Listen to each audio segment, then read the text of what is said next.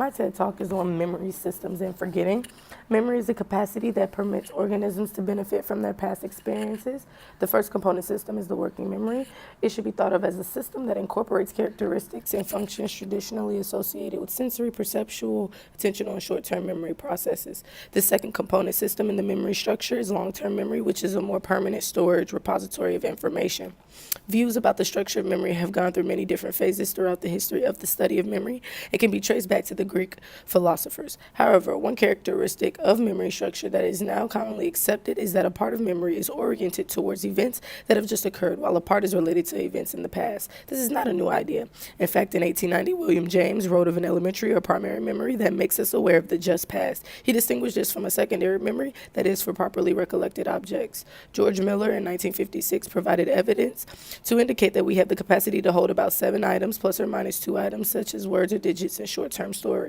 In 1968, using a computer analogy, Atkinson and Schifrin conjectured that memory structure should be thought of as similar to computer hardware.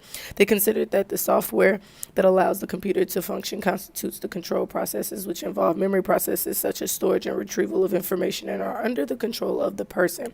My main focus of this discussion is the concept of forgetting and if and how it can be regulated. When forgetting occurs with the passing of time, the cause is generally termed trace decay. For example, if you try to recall how to hit a slice serve in tennis after several years of having not performed it, you will have some initial difficulty remembering how to do it.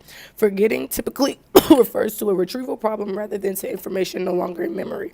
Some tips for memory improvement provided by Harvard's Medical School are: keep learning, use all your senses, believe in yourself, economize your brain use, repeat what you know, space it out, make a mnemonic. The concept of memory and ways to preserve and improve it is constantly being discussed because of simple day-to-day forgetfulness as well as memory deteriorating diseases such as Alzheimer's. Neurologists are constantly trying to understand these issues ranging from simple to complex. There are theories, assumptions, and new tests given in the medical world to further explain why forgetfulness occurs and if memory depleting diseases such as Alzheimer's are seen more frequently among a particular race. Alzheimer's is a type of dementia that causes problems with memory, thinking, and behavior. Symptoms usually develop slowly and get worse over time, becoming severe enough to interfere with daily activities. A growing body of evidence suggests that African Americans may have a greater risk of Alzheimer's disease compared to the non-Hispanic white population.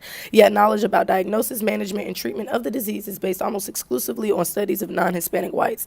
Not to suggest that biological differences alone account for disparities in Alzheimer's disease, but there is a large and diverse literature on cultural beliefs and perceptions of disease and aging, inequities in healthcare access, life course influences, and social and cultural variations in caregiving experiences. And these factors likely intersect with biologic mechanisms resulting in these health disparities for Alzheimer's disease. Evidence suggests that the prevalence of cognitive impairment or Alzheimer's disease may be 2 to 3 times higher among older African Americans than in older non-Hispanic whites.